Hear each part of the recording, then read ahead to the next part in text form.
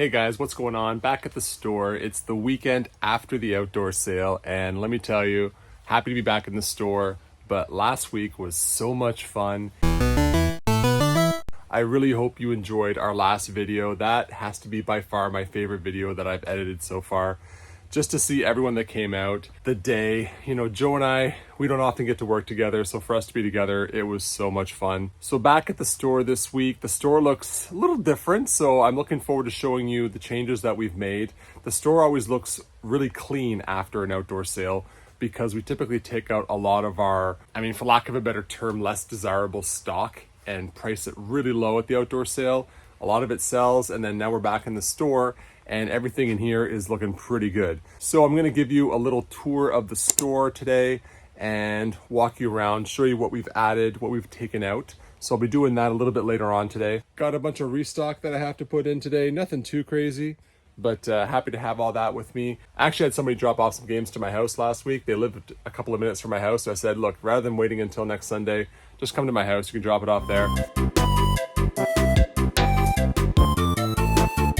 I also brought in this old TV here. Woo! Now it's not like crazy retro or anything, but it's got a really nice screen. It's really beautiful, and I want to find somewhere to put this TV. I gotta be honest with you, I don't know where I'm gonna put it. I'm thinking somewhere up there. That TV that's in the corner there, it's just not working for us. Unfortunately, that TV constantly shuts down. So it works for a bit, then it just stops working. So it's old, it's done. It needs to vamonos. So I'm gonna see if I can stick that TV somewhere. It's a little heavier than, you know, those more modern TVs. So gotta be careful where I put it, but I love the old school TVs. I'm sure you do as well. I actually posted about this on our community tab recently. I said, you know, do you guys, play retro games on an old CRT? And a lot of people said yes. Not everyone has that option, obviously. When people come to the store and they buy, like, for example, they want to buy Duck Hunt, let's say. Sensing Zapper. When you play the system with so many arcade hits, you're playing with power. And it doesn't play on a modern TV. I always tell them, like, go to like a local thrift store and they'll give it to you for like $5. Don't have a lot of client orders this week, unfortunately. I don't know if it's going to be a busy day today. There's a large convention in Ottawa, so all the video game vendors are going to be there. We typically don't do these. We used to do these all the time.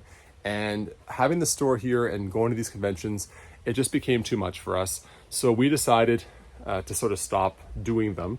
So it's always interesting to see how it's going to be with the convention, plus with a week after the outdoor sale. And, a lot of people came last week. They spent their money, so they may not be coming this week as well. That said, I have always been surprised. So it could be busy today. Who knows? Another thing about last week, I made the video, absolutely love it, but I had a lot of unused footage. And I think what I might do today is show you some of that footage. Joe and I were filming at his house the night before. I even filmed at the storage unit prior to the event, just sort of showing how much we actually take out of it. So I may sprinkle that into this video today, depending on how it goes. It is the night before the sale. We are still pricing stuff out. It was the night before the sale and Joe was not done. Yeah, so all of my stuff's like in the van over there. It's like all ready to go. Yeah, it's like totally ready to go. Every single game, beautifully alphabetized, and here's Joe. So this is how my brain works, and that's how Dave's brain works. Yeah. We also had a few trade-ins last week during the outdoor sale. One of them is in the store with me, and I'm going to show you guys shortly what we got traded in. The other one was a pretty huge bin, a pretty decent sized collection that we weren't able to go through. So this was one of two buys today. And I got to be honest with you guys, I don't think we're going to get to this until the next video, but we did have somebody come in and sell us a bunch of their items. So we're gonna probably put this in a later vlog. So Joe took that home with him and he'll probably be putting it in the store next week or the week after that. All right, guys, so this is everything that was traded in last week. It was actually traded in by one of our clients. It was traded in by Steph. He was featured in the last video. Steph likes to trade a lot of stuff with us. We really appreciate it. He's always looking to add new games to his collection. Sometimes he's looking to upgrade labels or manuals. Or in this case too, he just wanted to trade in 2 sealed Switch collectors. And I gotta say, at least for the Metroid one, it's quite beautiful. I don't often get these in the store, and to see them in person is pretty cool. So we got the Metroid Dread Collector's Edition there, and the Xenoblade Chronicles one there as well. That's the Definitive Works set. Then we got all these N64 games traded in here. Always good to get more N64 in, especially the Mario titles. We need those. Even games like Super Mario World, happy to get those in. Got Tony Hawk Pro Skater 2 and Pokemon Silver, plus a decent condition yellow Game Boy Color. Parasite Eve 2, Final Fantasy 9, Lego Battles. I think we have like 10 copies of this game. Nobody wants Lego Battles. It's so funny. A couple of PS3 games in there, a couple uncommon titles, and a few more games here. Highlighted by NHL 2003. No, just kidding. We were happy to get this traded in last week, and we'll be putting these up on these shelves shortly. All right, guys, so following the outdoor sale, we actually had a lot of bundles left over. So what we like to do is put them into the store, and they'll sell over the next few weeks. So here we have an Xbox One bundle for $140, and it comes with all these games. So pretty much that's what we would sell the console for on its own. So the games are basically a throw-in. We got this PS4 bundle here for $180, comes with all of these games as well. And we've got a PS3 bundle over here. It's got a bunch of games there that you can kind of see on the side there. We had one NES bundle left over, so this is $100, comes with the Mario Duck Hunt. We had one Wii bundle left over for $60, and we had one Wii U bundle with no price tag on it, but I'm fairly certain it's $120. We also had one GameCube bundle left at $100. So these will sell over the next few weeks, and they're basically the price of the console, and the games are sort of a throw-in, right?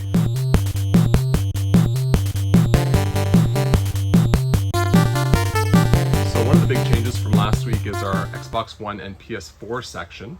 It's looking really nice. It's fully alphabetized, and we've reduced the amount of games that are in this section. Last week at the store, it looked really different. We actually had all these PS4 games sort of facing out, and it looked really, really nice, right? Because we were able to display the box art for these. But, you know, unfortunately, we can't do that on a regular basis. We can sort of only do that for one or two games when we have these little gaps in there. So PS4 section's looking really good. 3DS and DS, I sort of kept a lot of the green stickers on the games. So anytime you see a green sticker in our store right now, that game is marked down. That's kind of our sales sticker. I know a lot of companies use red. We like to use green. So those are gonna still be on sale for the next little while, as well as these Sega Genesis games. We're gonna keep these marked down for a little bit longer.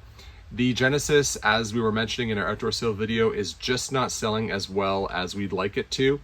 Joe thinks that people sleep on the Genesis. That could be it, or it could just be that, you know, people aren't into the Genesis right now. The Genesis is an awesome system. It just doesn't sell that well for us, unfortunately. So any green sticker that you see here, keep on here for a little bit longer. So if people come in, they're gonna get a bit of a deal on the Genesis stuff. You know, and then if you walk around the store, all the sections are looking pretty neat because we removed a lot of the clutter, a lot of the overstock with it. Got the Super Nintendo over here looking really good. I was able to fill this up a little bit.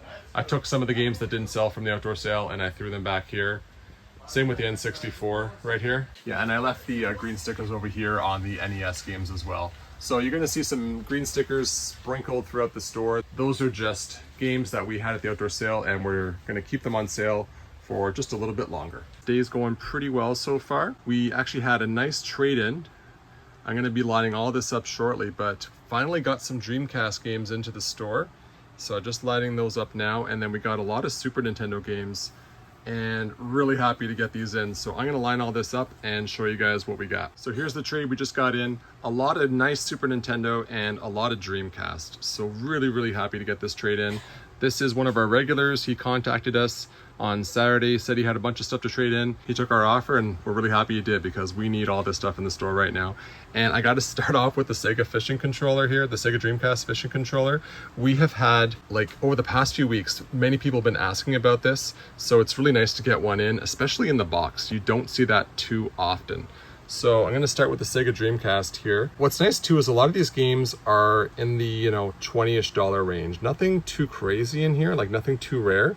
So a lot of good games for someone to add to their collection and just start playing. So very happy to get all those in. Then over here we have the Super Nintendo games, which are all in very, very nice condition. And you gotta throw Castlevania 4 on the top there because Halloween is coming. Super Chase HQ, really obscure game, don't have that too often. Super Punch Out, Pilot Wings, Killer Instinct. Like every one of these games is like a staple for the system. Even NHL Stanley Cup. Got your F-Zero, Mario World, All-Stars, Donkey Kong Country, we can never have enough of those, and then Mario Kart and Star Fox. Plus we got a few Game Boy games traded in there. Always good to get more of those. So yeah, there's our latest trade. We also got a Dreamcast with this and a Super Nintendo. So good to get those consoles as well. Really good trade. Happy to get all this stuff in. All right, so I got all the Dreamcast lined up here, and we've effectively tripled our Dreamcast section, which is really cool. We don't get a lot of Dreamcast traded in, and it's nice to fill this section. Also alphabetized it as well. We also got these two games in, forgot to include them in the pictures. So the Street Fighter game here is missing the manual, and this is basically just a disc only. So he had it in a black and white container there. All right, guys, so I wanted to take a minute to talk about the outdoor sale. I know I've been talking about it for weeks, and then it happened, and that was our last video, and here I am the week after, but I still have to talk about it. So number one, thank you if you came out to that sale. It kind of gets a reputation as being like an event for us. We do it twice a year, and we get people that come out exclusively just for that sale. So they wait all year until that sale happens, and you saw what they did like in our last video. They fill up these giant crates full of games. Like, no joke, some people will leave us with as much as 100 games because the sales are pretty good, and they sort of stock up for their games for the year. We loved it. It was much more fun for me this time too because I filmed throughout the whole process. And I filmed me, I filmed Joe, I filmed clients, which was super cool, or I was stoked to film them. Trying to use a new saying, I don't want to say super cool all the time, but see, it just comes out when I'm at the store. It was a lot of fun, right? And so one question we often get is, why do you only do 2 of these, right? Because why do you only do 2 of these events? And the simple answer is that it's really hard to organize it with the 3 of us. We need me, Joe, and Frank to all be here at the store the same day, because somebody has to man the store and then somebody has to be outside, and we usually need somebody to go back and forth depending on where it's busier. And that usually is this guy right here. So we have to make sure all 3 of us are available, which is really hard to do with our family life and work schedule.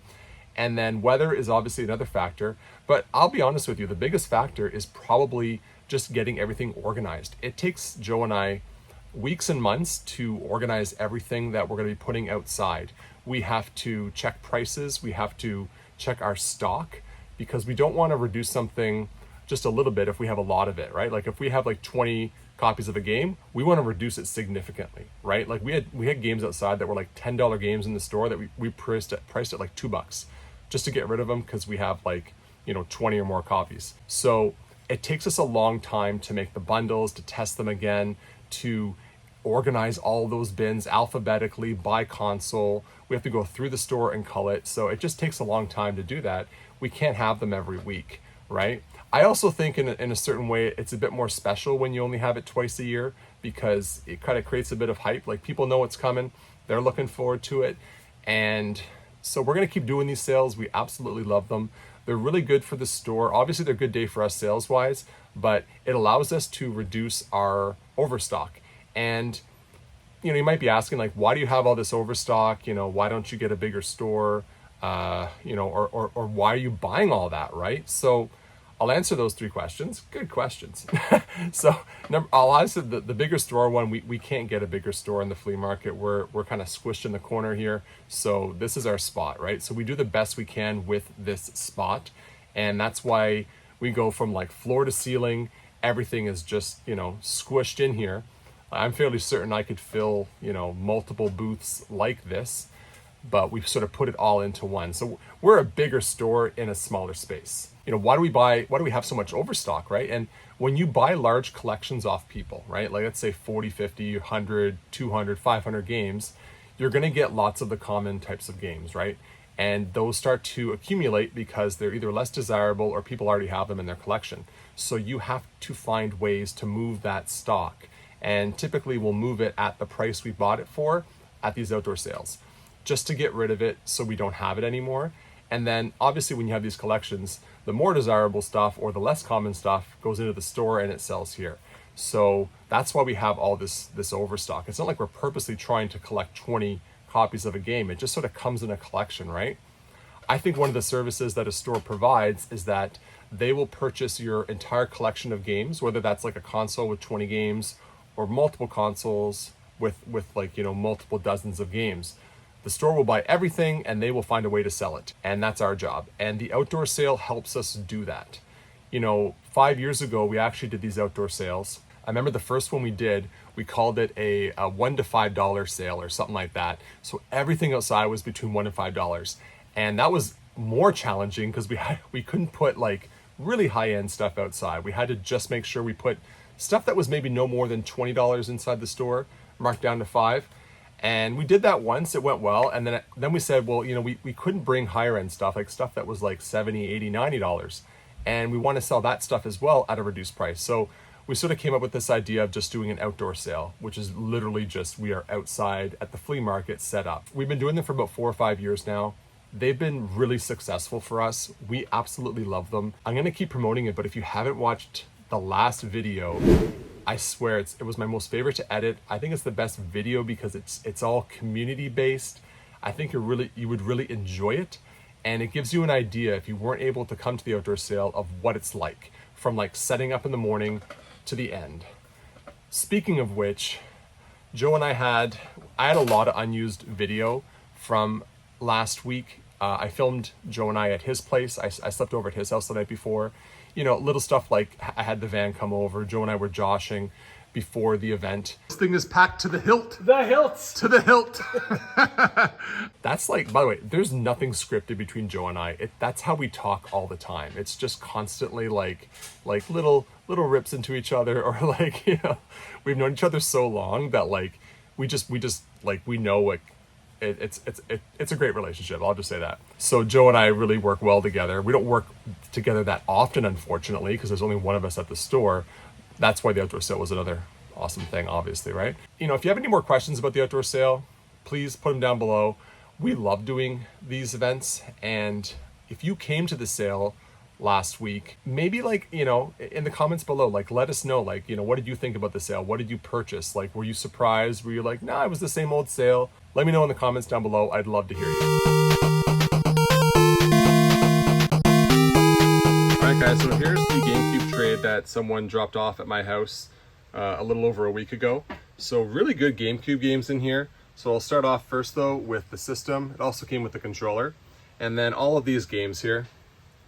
Good to get Eternal Darkness in. We don't have that game in stock all the time. I mean, these are all just clutch games for the system, right? Even F-Zero GX, we don't always have a copy, so it's really good to get that one in. And then Bloody Roar might be the sort of most obscure or rarest of all the games in there. So really good assortment of games here, really good collection to get in, and I'll be pricing that and putting that on the shelves shortly. All right, guys, I am a fraud. I have to admit it. This is what I did, all right? As you know, I make YouTube shorts, put them on YouTube, make them reels, put them on Facebook and Instagram, all that good stuff, right? And I made some Super Nintendo reels a little while back, and a few people totally called me out because instead of hooking up an authentic Super Nintendo to our TV here in the store, I just used the Super Nintendo Mini. I know, I'm a fraud. I guess because part of the games, I'm like, you know, I'll say things like, who remembers playing Rambo on the NES? And then I'll actually like put it into the NES, right? Upcoming short. Anyway, so I made one for, I think it was Contra, and everyone's like, that's not a Super Nintendo, that's not a Super Nintendo. And it's amazing how angry they get, right? And like, the only reason why I didn't hook up a Super Nintendo to our TV here was because I didn't have one in stock. We've actually been so low on them lately. Like, you can see right here that I actually have one. I actually have one in stock right now, which is pretty cool. But at the time, I didn't have one. So I'm like, I want to make some Super Nintendo shorts. I want to, you know, do those videos. I'm just going to use the SNES Mini. It worked fine. You know, I didn't think it was a big deal, but I love how angry people get. They're like, rah! So anyway, total fraud right here. So something else pretty cool happened with the YouTube shorts and reels that I've been making. So the YouTube shorts do all right for us on YouTube, but a few of them have gone viral, at least for us, on Facebook and Instagram. So one of them I made about Mortal Kombat 2 went totally viral. Who remembers playing Mortal Kombat 2 on the Sega Genesis? And then the conversation wasn't like, I do, I remember. The conversation became like, it's better on the Super Nintendo. No, it's better on the Genesis. And then like, what's the code? And it's like a whole conversation within there. And I think there was something like over 150,000 views, which for us is like incredibly crazy. And we've had two more that have sort of gone viral a little bit. One of them was ice hockey for the NES. People love that game. People love telling you what their setup was. 2 skinnies, 2 fats, always the way to go. So, and then Dick Tracy was another one, and even Contra 3 on the Super Nintendo. So people are commenting on those, and then it gets exposure for the store, which is obviously awesome, right? So it gets me stoked. Hey guys, check it out. Just finished this. We got the 2 TVs set up, one down below, one up high. They are looking really good. I'm stoked about this. I love how they look. They're both playing Smash Brothers right now, the original and Melee. Up here, we've got our brand new old Toshiba flat screen TV perched between 2 shelves. Down here, I've got Super Smash Brothers Melee playing on the TV that used to be up there. And also, the good thing about this one here is it's hooked up to our Wii, so we can test GameCube and Wii games for people. And then I love this TV just being up there in the corner, right? Like, I think that looks really cool up there. And it's surprisingly the same weight as the TV down here. I lifted them both up and I was pretty happy with it. So there is our new little retro TV setup.